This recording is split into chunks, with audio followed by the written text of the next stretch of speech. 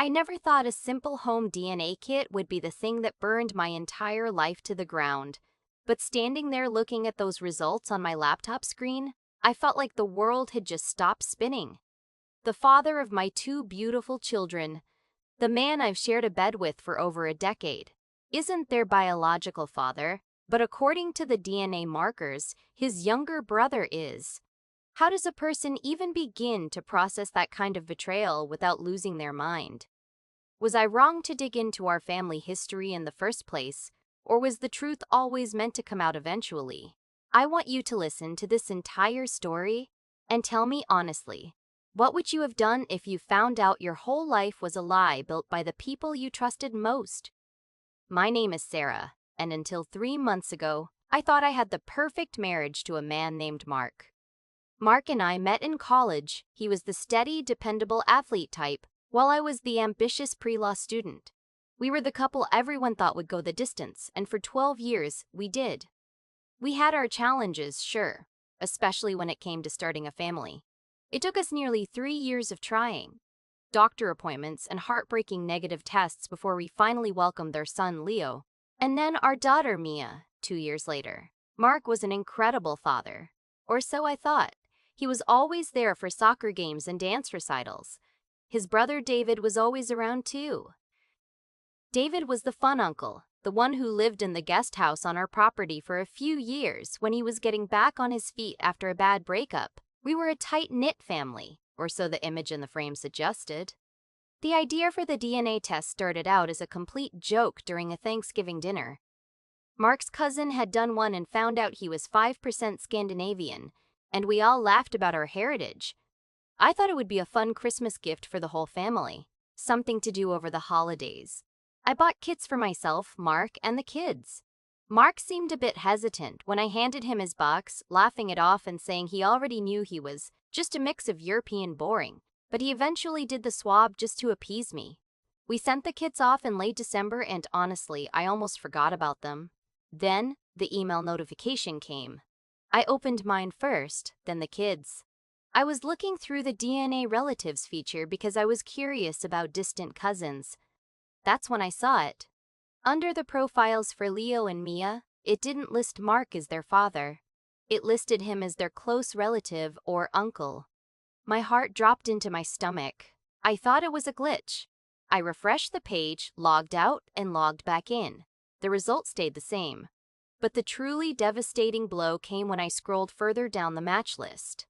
There was David. The system had flagged David as a 49.9% match for both children. In the world of genetic testing, that only means one thing: he is their biological father. I spent hours that night in a daze, staring at the screen until my eyes burned. I started mentally replaying every moment from 10 years ago. I remembered the year we struggled to conceive. I remembered Mark going to specialist appointments alone because he said he didn't want me to stress over the technicalities. I remembered how David had moved into our guest house right around the time I finally got pregnant with Leo.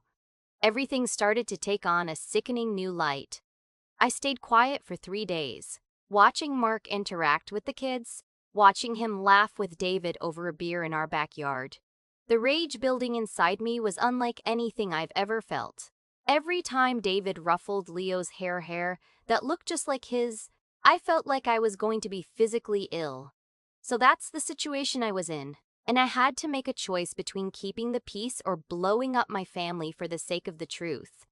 Before I tell you what happened next and the twisted confession that followed, I want you to pause and comment below what you would have done in my shoes.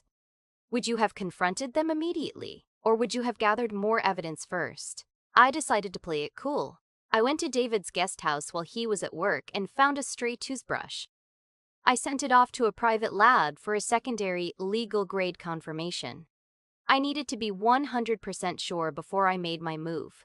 2 weeks later, the private lab confirmed the unthinkable. David was the father. I didn't confront Mark at home.